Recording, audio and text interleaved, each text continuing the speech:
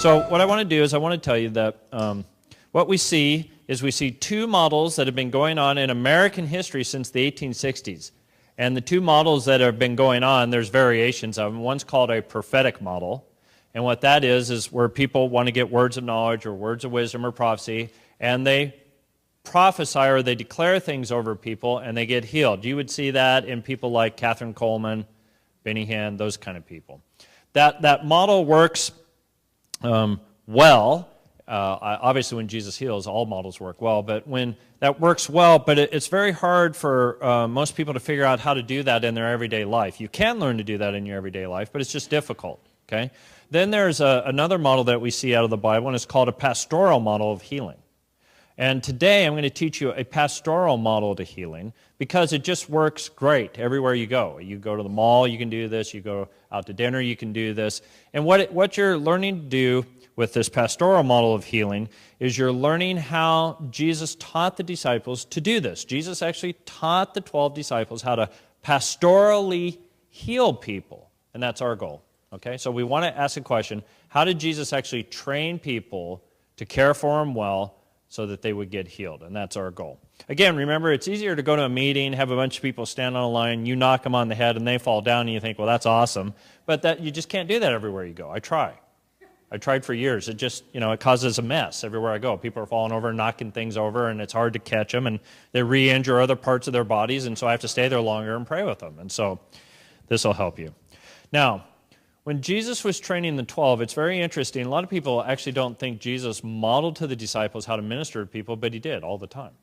And that's our goal. So there's 5 stages that we're going to learn. I'm going to go over the first 2 because I usually go really slow going over the first 2, and then I can't get to the last 3, so I'm going to go a little bit quicker on this one. Stage 1, Jesus did this with every person he walked up to him. He said this, what do you want me to do for you? So the first thing you do when you minister to a person is you say, now what is it you want God to do for you?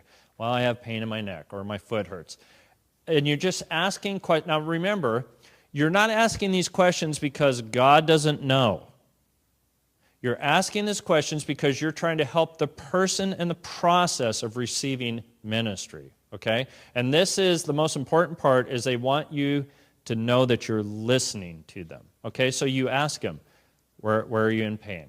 Oh, my foot hurts. How long has it been hurting? About 3 or 4 weeks. What has your doctor said to you? The reason you're doing this is you're in a pastoral way, you're engaging the person and you're trying to care for them. Now, think about this with me for a moment. About models you've seen in healing. A lot of times we don't even talk to the person. We just kind of line them up and we just kind of smack them on the head. Okay, we want to... Now, did I say God isn't doing that? No, I'm just saying we need to engage people also because God's made them in His image, and Jesus modeled this. What is it you'd like me to do for you? Well, I can't see. Well, okay, come here and let me pray for you.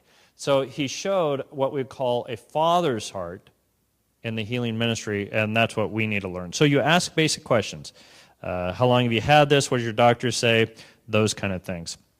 And then what you're trying to do is you're trying to work through, this is still step 1, you're trying to work through what we would call what's causing this thing in the person's life. Now, you guys ready? Most of the time when we minister to people, think about people's lives as being like a tree. A lot of times we walk up to them and ask them what the problem is, and then we cut the branch off, and then they keep producing fruit in that area of their life, either emotionally or physically.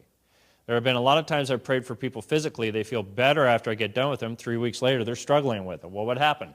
I just ministered in the wrong area. I just cut a branch off where there was pain instead of going to the root of the problem. Now, the Holy Spirit knows the root of problems in people's lives. So when I ask a person, what's going on with you? Well, I have pain in my back. I'm talking to the Lord and listening to the person. Lord, what's the root of the problem? What's causing the pain in the back? Was it an accident? Was it something someone pronounced over them? I mean, it could be a combination. It could be natural or supernatural or a combination of both. So I'm learning how to ask questions and then intentionally reflect with the person and the Lord what's the cause of the problem. We want to get to causes, not symptoms. Okay? So I'm intentionally asking the Lord, what's causing this? All right, so the next question is this. You know the interview, talking to him, is done when you've found out what's causing it. Natural, supernatural, social, emotional, sin.